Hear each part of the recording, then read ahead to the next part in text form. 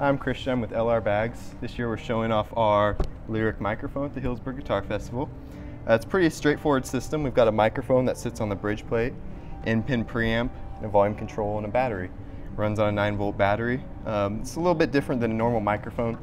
It's a condenser mic that's a pressure zone mic, so it's hearing the top of the guitar while canceling out all the reflections on the inside of the guitar.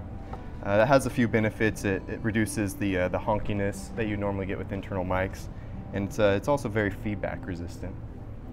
I'm doing very well with it, kind of exceeding expectations already, so it's been very successful so far. And so there are sound hole controls? Yeah, there's a volume control. There's also a mic presence control.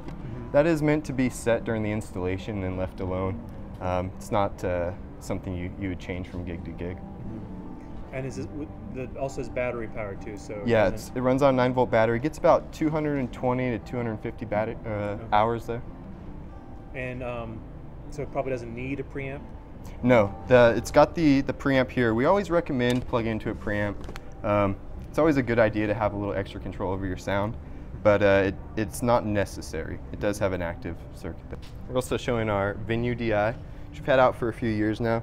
This is a pedal that's meant to be a all-in-one pedal for acoustic musicians. It's got a boost switch that's adjustable up to 9 dBs. It's got a mute and tuner switch. It's also got 5 bands of EQ and a dedicated notch filter. XLR out on the back. It's got an effects send and return, and there's your adjustment for the boost switch there.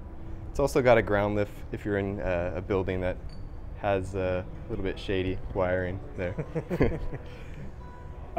What would make someone want this one over the famous Parody Eye? Yes. Well, this was meant to be an all-in-one unit. So with the Parody Eye, you might, you go to a show, you'd still need a tuner, and then the boost switch is a very nice feature, especially if you're playing with the band.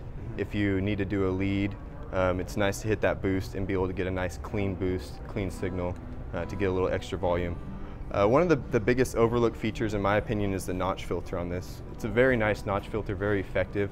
It's a narrow cut, and there's actually a slight boost on either side of the cut, which tricks the ear into thinking that nothing's missing, so it's very, very transparent.